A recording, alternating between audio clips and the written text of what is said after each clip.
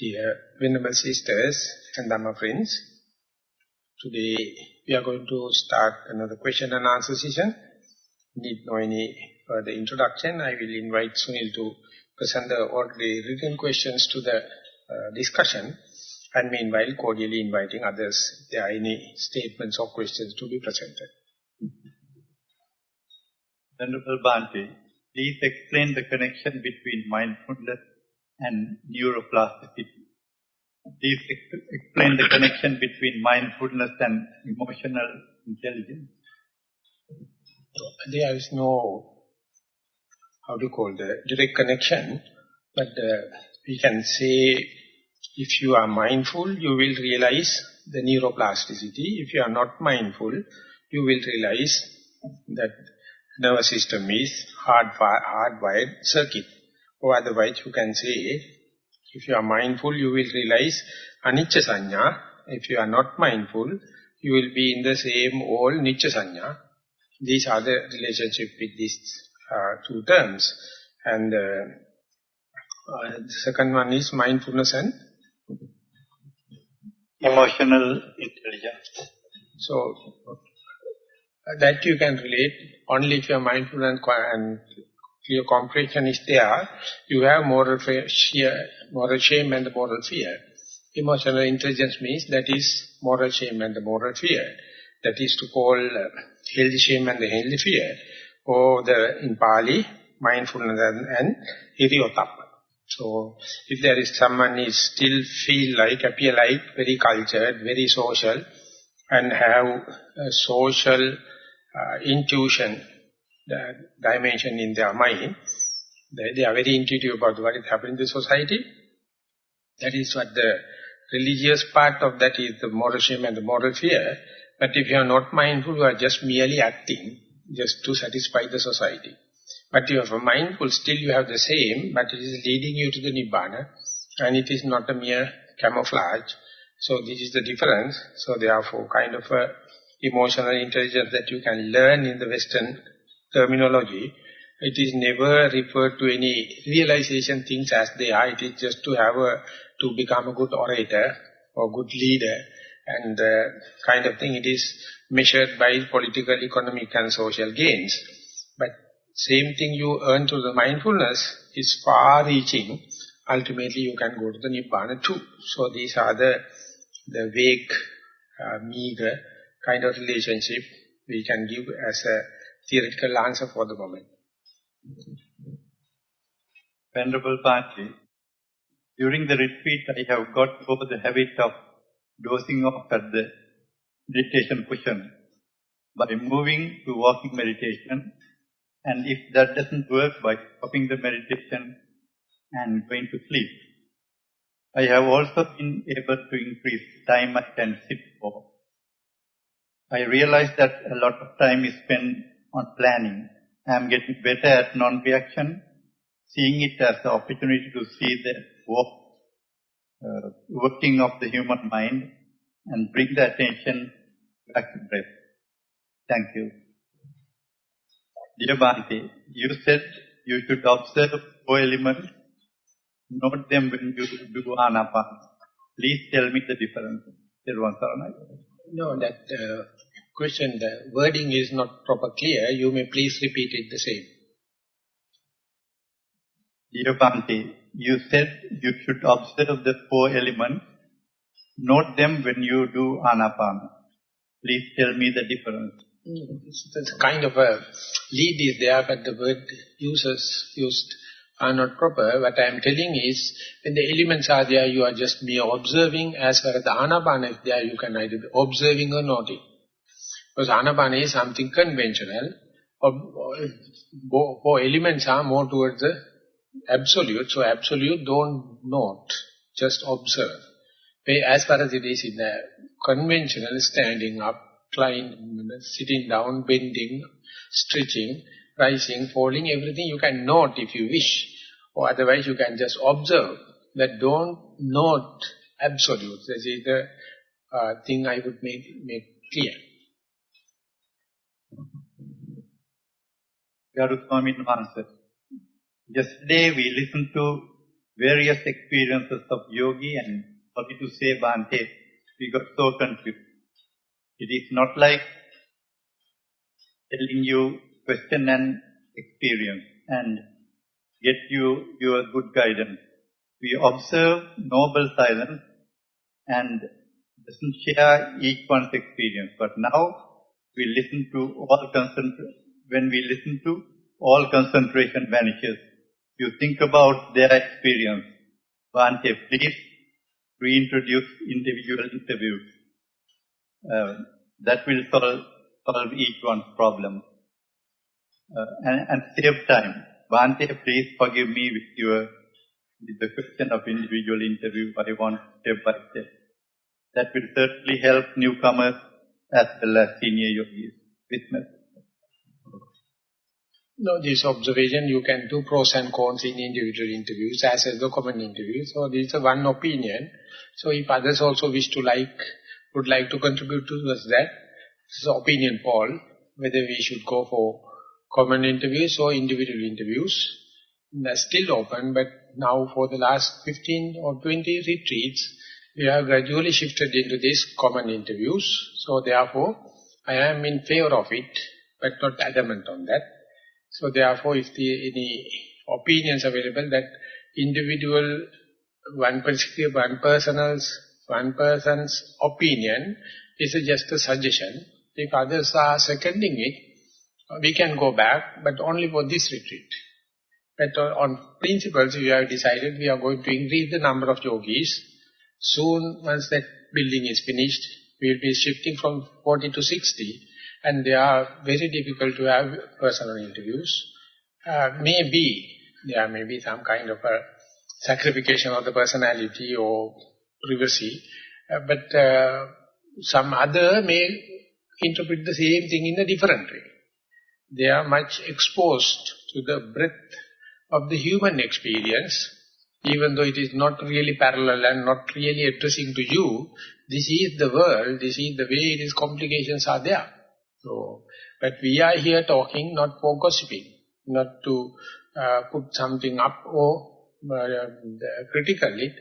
The particular person is sharing with their own experience, and if it is not disturbing, you have to leave it aside. If it is contributive, we can use it. So therefore, there should have a kind of a width and the breadth. Depth and the breadth. At a time in sitting, you go very deep into concentration and mindfulness. But when you are in the interviews, when you are doing day-to-day activities, you spread it to a vast range, and the mindfulness is very thin, but diversified. So both of them, this is a kind of a hardening process. So some people may be not with the same pace, and therefore they feel odd. Odd not only to the personal interviews, even odd to the private interview also. There is no such a hard and fast, so therefore we have to go for the majorities, or simply say the opinion poll. So I will leave it to the organizers. Those who wish may give in writing to the organizers, and then they will fast the boiled down idea to the 2 days left behind. Swami Mahansa, can I put in a word? No, not necessary to put ideas on that. All right. It is a wastage of time. We will go for the next question. Dear Bhante, I understand the individual characteristics of the breath. What are the common characteristics, please, with metta? So if that particular person can enumerate the understood, recognized individual, with respect to that I can teach, or I can share, I can hint the common. Without giving anything to me, asking everything from me, it's unfair. No contribution. I don't do any kind of a transaction with that kind of people. Very thrifty. So I ask something. I need ammunition for you to shoot you well again back. I use the same bullets. Throw it again. So if the person wished to say, these are the individual characteristics I observed, then with the same terminology, I would like to share towards the common characteristics, theoretically, otherwise I will skip the question. Dear Bhante, when the breath is subtle and you wait for some time and you are used to it,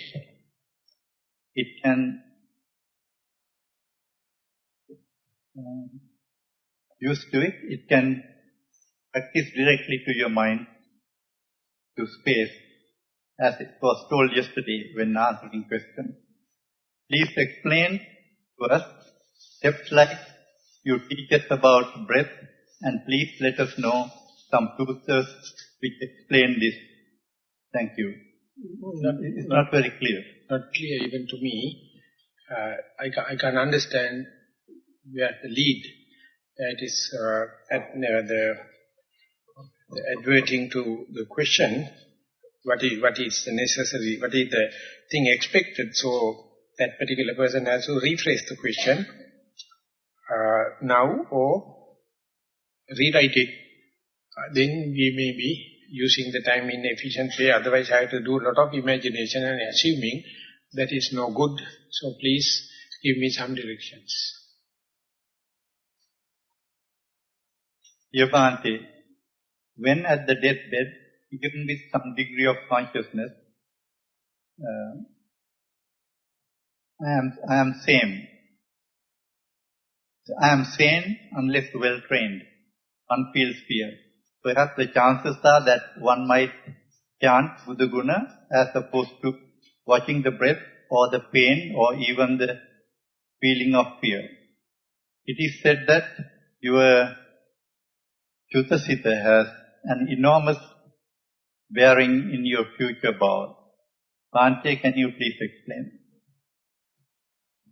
No, this is a statement with a very limited experience. Non-Buddhist, they started near-death experience. Information they find, not everyone going through fear. Not everyone going through shocks. People go through very calm and quiet state and no very chanting. They don't know who the Buddha is. They don't know what is the concept of Chutisita. So therefore this is very narrow-minded. So therefore don't think everyone is going to meet up with the fear or uncertainty. Not necessarily. Not necessarily. So therefore, just face it as and when it happened. Understand each and every moment we are facing the death and rebirth. End of each in-breath is a death. Beginning of each out-breath is a beginning. End of each out-breath is a death. Beginning of each in-breath is a birth. So it is a rehearsal. Then you can understand how do you experience the end of the in-breath and what is the preparation for the next out-breath. Is there any connection? Is there any consciousness continuity? Is there any continuity of the mindfulness? So that you can do in a micro level. If that is the case, death will not be much of a problem. But without understanding that, if you are going to have a golden formula or magical formula to tackle the death, never happen. They are just imagination. They are just mystics. But you are met up with, you have to face with the momentary death. If you are successful, I will make sure day by day your immunity towards the death will be increased and you will be more contemplative about the cessation of the in-breath, cessation of the out-breath, cessation of the left leg, cessation of the right leg, cessation of the desire, the cessation of the anger, cessation of your sloth and torpor, everything. So that you can familiarize the cessation, not the conventional one, in the momentary one. That's a very hilarious, that is very electric, this is very energizing. So without doing the simple task, don't worry about the final game. First, before the final, you have to win the semi-finals and the early part, then otherwise you will never go to the finals. You will be kicked out before that. Most Venerable Bhante, when there are times a yogi may feel depressed and discouraged having no mindfulness, thinking that his or her practice is going down badly. Mindfulness may not be able to pick up objects as it has in the past. At that time, should the yogi pull out of the state to brighten the mind? Or should he or she go in search of encouragement and inspiration like listening to a good Dhamma talk? Thank you. So this is a question appear asking on behalf of another person, not with the particular person's perspective, taking the yogi as a generic term, and mind never go without an object. That's a universal fact. But maybe the object throbbing is not the desirable one. That is why you are depressed. But you already know you are depressed. So therefore that particular event or the depression itself can be a object of meditation. And if you are going to say that the third level, that is it's a failure, it's a discouragement and kind of thing, it is a mere value judgment, not based upon the reality, but based upon your liking and disliking and the premeditative ideas. So this is simply not meditation. Meditation is, specifically from the Vipassana point of view, see things as they are. So you can't expect all the time parties. You can't have all the positives, they are changing. So when it is going, if you are going to judge yourself, which is not nothing expected, this is the end up it. So you have to understand, report what is happening as it is, see things as they are. Then if that happens, the emotion or any depression or any elated idea, both are the sicknesses. Both are the eccentric ideas. You have desire for this, equally defeat for this. This is the kind of eccentric. So at the beginning the yogis are much with moving to the one to the other end, as far as object become non-materialistic. That is why the Buddha says, based upon the materiality, and it will be pulled down by the depression or up by the pleasure, rapture, gladness. So understand they are not reality, they are shadows of the same thing.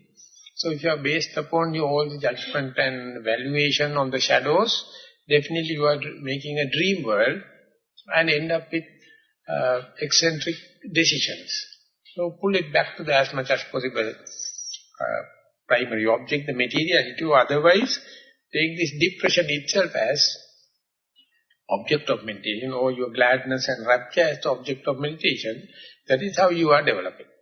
But it is also changing from the beginner, the mediocre, and the final, the advanced yogis.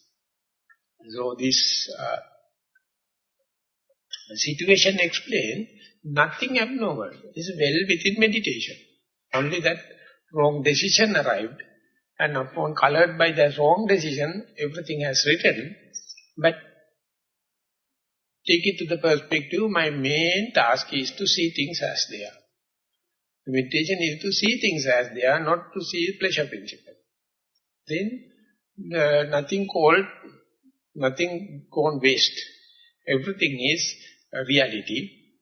That premeditated ideas, your concepts are the thing coloring this value judgment. So that we must remove either by listening or by deductive thinking or by direct experience. Dear Venerable Sir, we are advised not to let monkeys get into the shrine room, Buduge. Today, a large monkey bent the Buduge bolt and forced to open the door looking for food. We tried to stop the monkey and risked an attack. Not a wise idea. After some reflection, I thought that I should have minded my own business.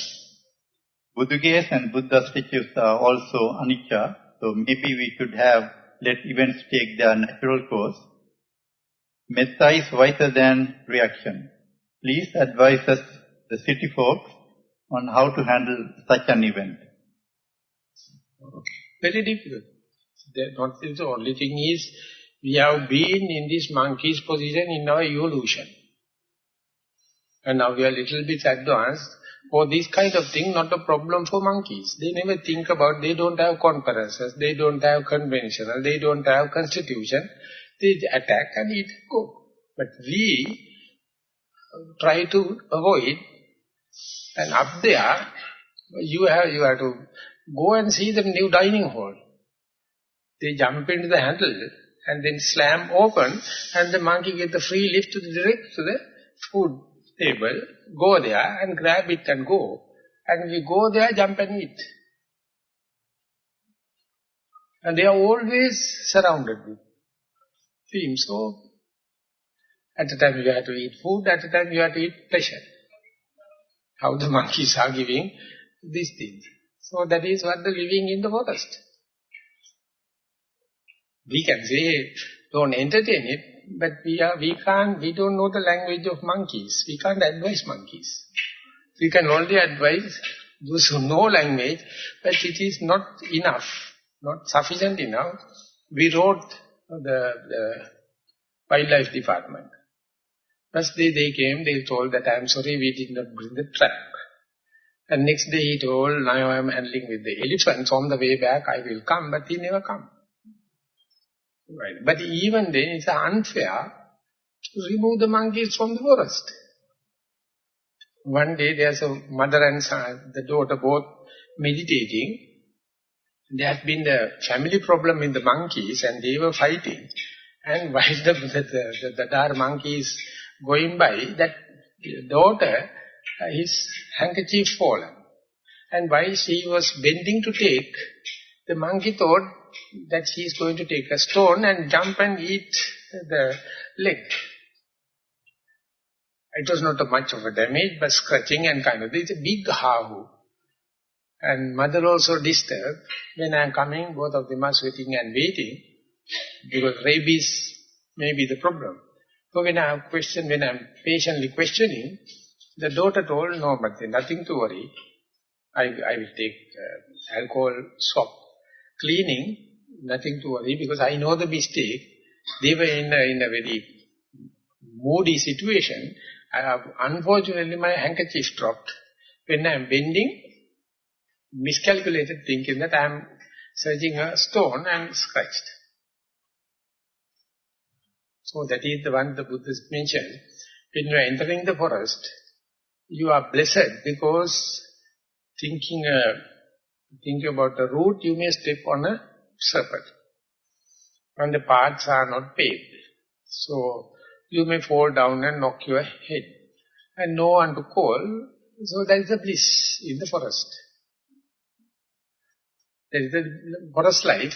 And when you are happening something in your room, no one to call. That is ended. I mean, you can't pass your emotion to the next person. But of course we are completely ruined that basic situation because we have communication and all the kind of thing. But if you read Anguttara Nikaya, entering into the forest means not all security. Things can happen. One day I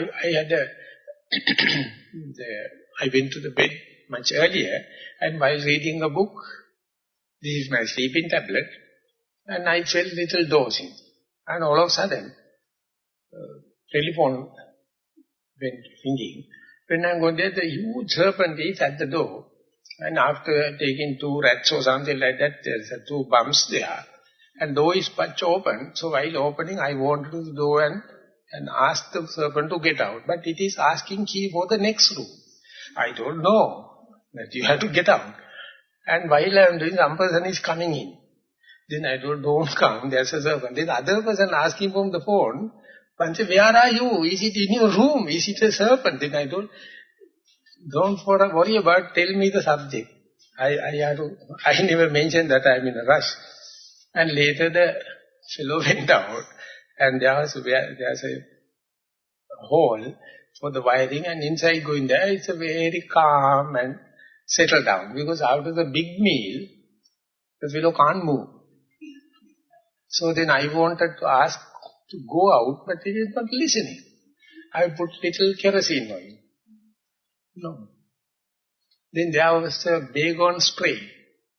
And I told it is dangerous poor fellow to give a spray because it is digestion of the two rats.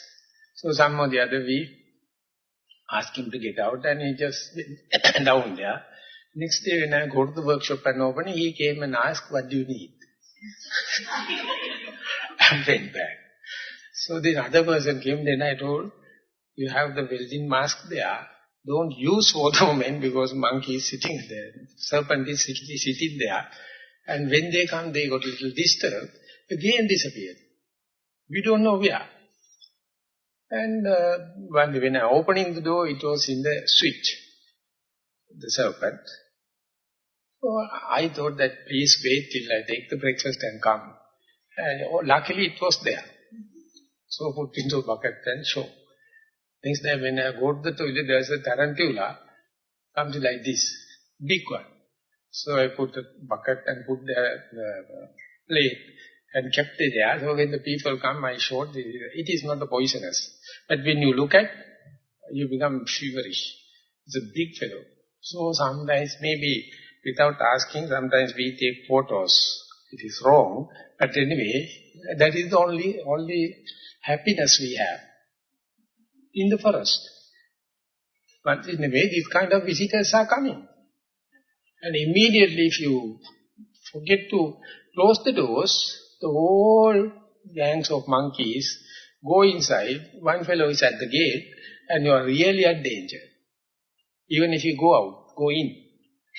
They are in the vandalism. Take everything and go. But they are worrying only for the foods, nothing. So therefore, once in a way, you must have that kind of a acquaintance with the food, trees, animals, climate. So you understand how much we are away from the nature. So whenever the monkeys are coming and kind of, it's a big issue. So mind you, the monkeys are the one, according to Charles Darwin, evolved into this. So they are also on the ladder. And one day that particular monkey is meditating, and yet another monkey coming and throwing in the Buddha nature, the statue, that monkey will say, another question to the question and answer. That's all. So that is why we try our best to keep you bare, open to the nature, and how difficult. And you have to understand what the kind of a damage so-called civilization has done to us. How much we feel alienated from our nature. And monkeys have no knowledge, no weapons, no language. And then when we are relating with it, so much of mind-to-mind relationship. Sometimes they are completely waiting on the path while the monks are going there, pulled by the rope. Look at, they know no, monks have nothing to do. And I have so much of stories to say. One day after the Pindapada, they offered the yellow towel for each and every monk, as well as each and every upasaka. So after going up there, the upasaka served their Buddha Puja, their contribution, and on the way back, 4 upasakas are going, each and everyone is having that towel, bringing back to the room. And monkey came, put one thing, and went to the tree. And now when I am going there, the towel is on the tree, and the upasaka is waiting how to get it down. I told, never mind, this is the monkeys. And later I asked him to come and ask how it happened. But he told that I am the third person. 2 before and 1 behind. But that particular monkey come to me and pulled this thing and took it up there. Then I'm asking, what he told was, there were some mudrappalam, how do you call it? Grapes, dried grapes. He has put a handful of grapes inside the towel. Monkey knows first is no grapes, second is no grapes, third is with grapes, and the fourth is not grapes. And directly grab it, and when you go there opening, every grape's fallen down, towel is up there. Then the Upasaka has done something wrong, taking grapes to his own room. I am not the person to punish it. The monkeys.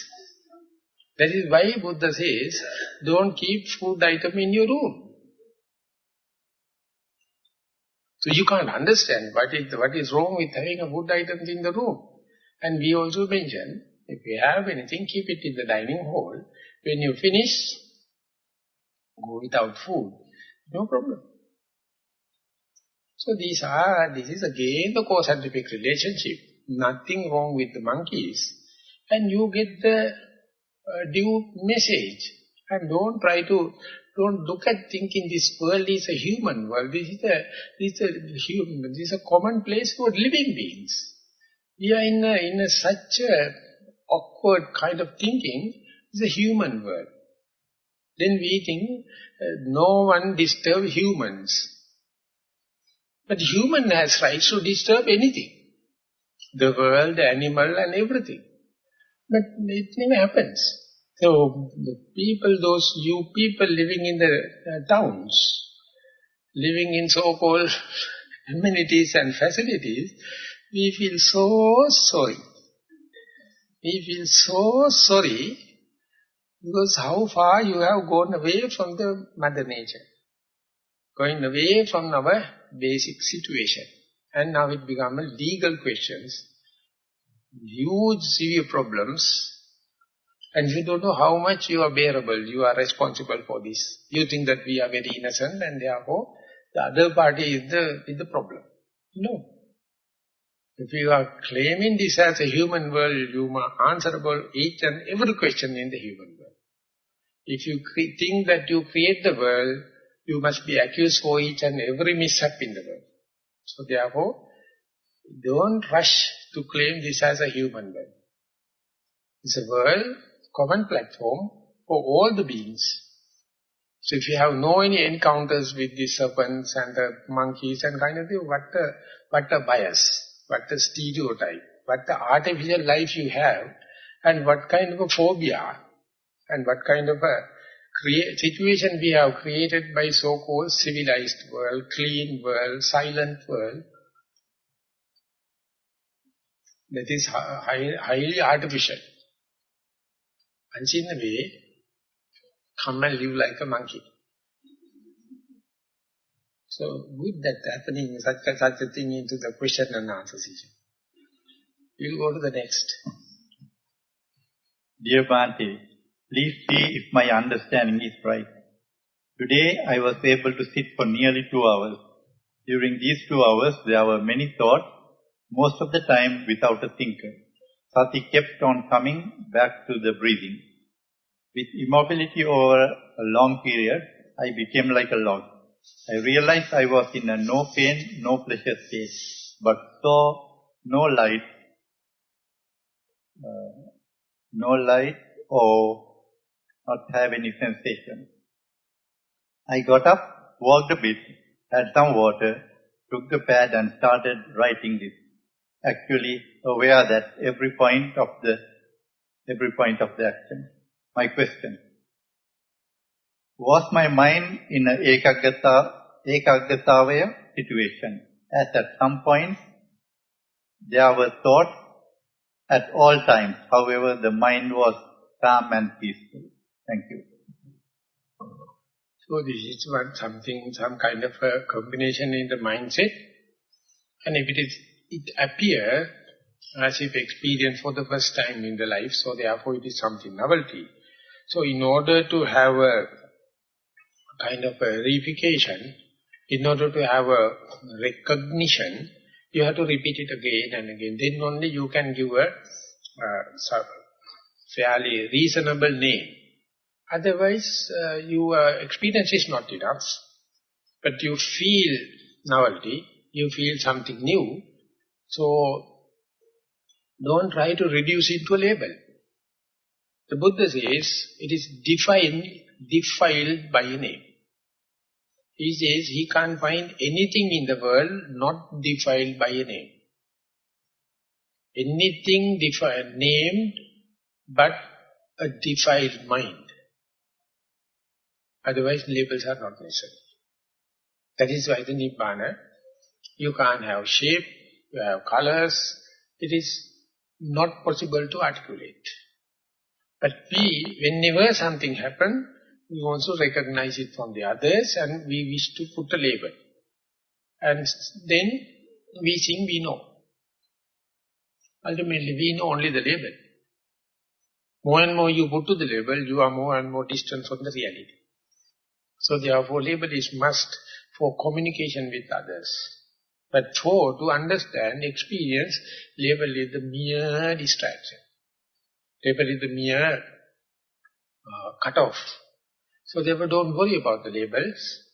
Labels are only possible for the convention. When the absolute happens, the beauty of or aesthetic part of the absolute is you can't put a label. Therefore, you can't communicate it. This is, I don't say it's a pure absolute, but this is the way your sanya, your perception is become slowly invalid. You wish to put a label, but you can't hang it to, because these things are so transient. Whenever something transient, it is no label will fit into. If you wish to, I would put it this way, if you are to put a label, at least it must be consistent for two thought moments. But the Buddha says nature, that reality is so transient, you can't put a label because this facet is not the next thought moment. So this accepting this transient nature is the anicca sanya, perception of impermanence and no labels. But we have education and our system, our communication, everything based upon this perception.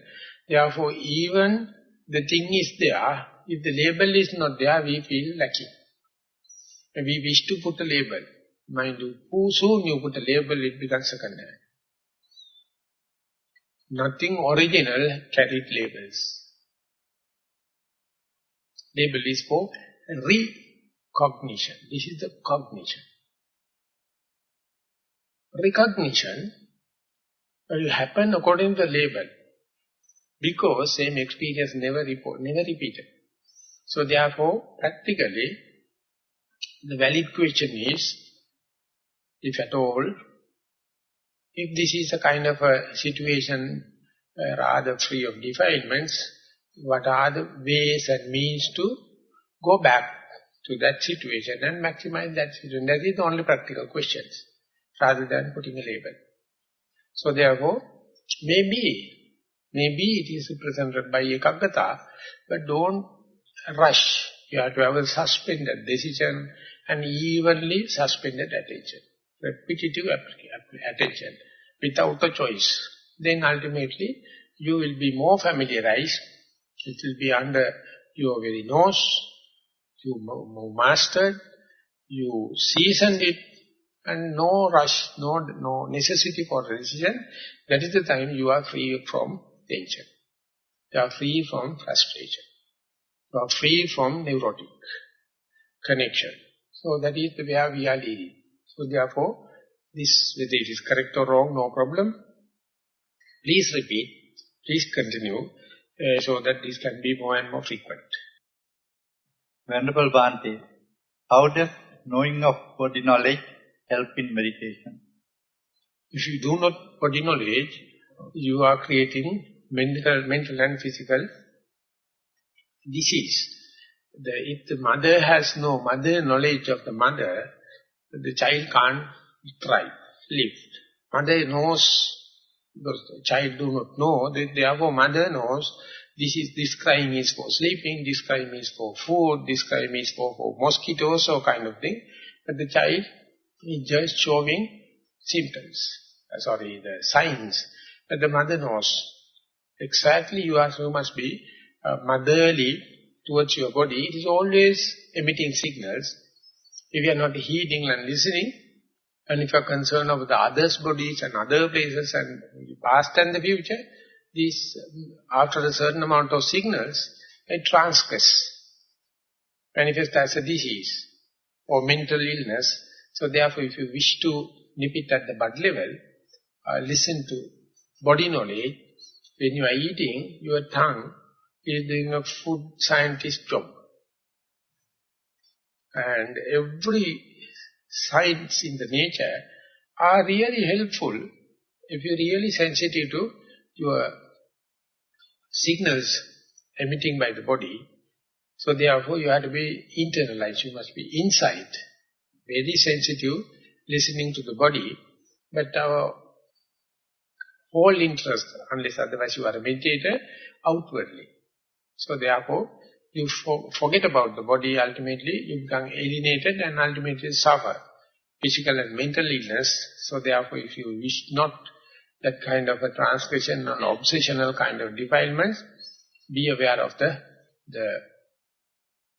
then and there signals of the body, then you will be very friendly with it, and body will not do any arrogant thing, unruly thing, because then and there, as and when the signal happens, you are aware of it. So therefore it is the cheapest way or cheapest kind of advice you get or information you get, so that it is saving you a huge amount of problems. So therefore be loving kindness to your body, be compassionate to your body, develop sympathetic joy to your body, and then you are living.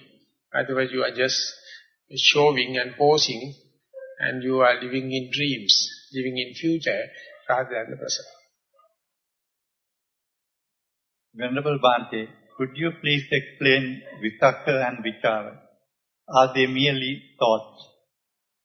They are mental factors. Vibhanga is diverting to, because at a given time we have 1001 objects, so mind has to selective about one thing. Vibhanga is the one directing, adverting to a particular object and despising others, and whatever Vibhanga forwarded, taste, touch and experience by the Vichara, inquiring thoughts, and these two are working hand in hand. Okay. Venerable Sir, could you please explain once more the meaning of Appamado Amapadam? Thank you. So we have not mentioned here, so therefore this is not related. I can't remember Appamado Amapadam any relation to this retreat. So I think amateurically we did some talks, so you can share with them. We have a one hour talk on Appamado Amapadam, Pamado Machunopadam. Sunil may have the cassette or CD or the talk. That will be some informative for that. But this is kind of going out of the track. So we'll ask Sunil to give the formal answer, and the talk, recorded talk, and we go to the next. Yeah, I think I can get a recorded talk and give it to anyone who wants. The last question, Venerable Bhante, with your kind guidance, I am able to sit for 1 hour. So my breath disappears. I am in a very calm state, and more than anything, my pain vanishes. I thought, what can I do? What is next? I listened to some answers and thought it is okay to direct my towards the space as the next step. And so it so happened, I was very calm. But first day, lot of thoughts came. Then I remember your Dhamma talk to be positive. Now I can direct my mind towards space. Sometimes thoughts could come, but I can wait without disturbances. It is really a blissful state, as you have told. Meditation has become my hobby. Please guide me whether I am doing the proper method. If not, please guide me. I have done some to get advice from you and come to the correct path when I was earlier wandering. Here and there, may you be blessed with good health and strength. So, if you find refining of the objects and continuity of the mindfulness even with these unknown areas or new areas, that is the kind of adventure. The mind is going to unknown areas, and if you develop kind of confidence, not upon the external one, confidence upon your own moral integrity and faith on the Buddha, Dhamma, Sangha. So that means that fairly one can understand advancing in the healthy way. So if it is so, under such a situation, the faith, not entertaining of doubts, is the only direct proximate factor. But I don't know how to make it. Some people are, even if it is a correct path, they entertain doubts. Some people completely in the wrong way, they have the faith. So these are the combinations. So therefore, appear this is going from the least frictional path, leading to more and more to the comfort zone. So if that is happening, continue it. So simple advice is, don't try to accelerate it. Then you will be disturbing.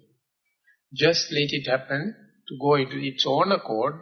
Don't try to be smart to accelerate it, because this is a very synchronizing, acclimatizing kind of a thing. So the meditation knows the speed. Don't try to accelerate it. Just make sure you are frequently season it, experience it, in a sense where you are to feel at home when this kind of thing happens. If it is so, there won't be much of doubts and you will be really entertaining meditation. Okay, we have taken around 50 minutes. There are any other questions to the audience? Or otherwise we will go into sum up the session. Swami, I have a question. 2 or 3 days ago at the Dhamma discourse, you mentioned about 3 common qualities of Vedana. The 3 kinds of Vedana. I didn't understand it. Anabhinanditani, can you please explain it? Not entertaining. Not take delight. Abhinandana is take delight and entertain. Anabhinandana, whether it's pleasurable, whether it's painful, whether it's no pain, no pleasure, you are not take delight, take with the equal consideration, equal tone. But sir, that is what I don't understand, because if it is dukkha or adukkama sukha, that can happen. But then what about sukha? Sukha is the one usually people are entertaining. Yeah. So the normal people. But if you have the mesachonic and sadistic kind of atmosphere, you entertain this suffering. It's a mental disease. This is also the kind of a huge amount of population, sadism. They entertain only the inflicting suffering. It's of course a disease, but it's a recognized mental illness. Some people appreciate the happiness, some people appreciate unhappiness. Thank you, sir. One more short question, sir, if you don't mind. Yeah. What is the relationship between adukkama sukha and upeksha? Is upeksha an advanced level of adukkama sukha, or put it the other way in the Dhammapada Sutta. Third jhana is known as Sukha Upekka Sahita. Fourth jhana is known as Sati Adukkama Sukha. Third jhana is Upekka, fourth jhana is Adukkama Sukha. Thank you very much. Okay, now almost time up. So we'll take 1 hour for walking meditation and get together here for a group sitting at 3 o'clock. Thank you very much for the participation of this question and answer session.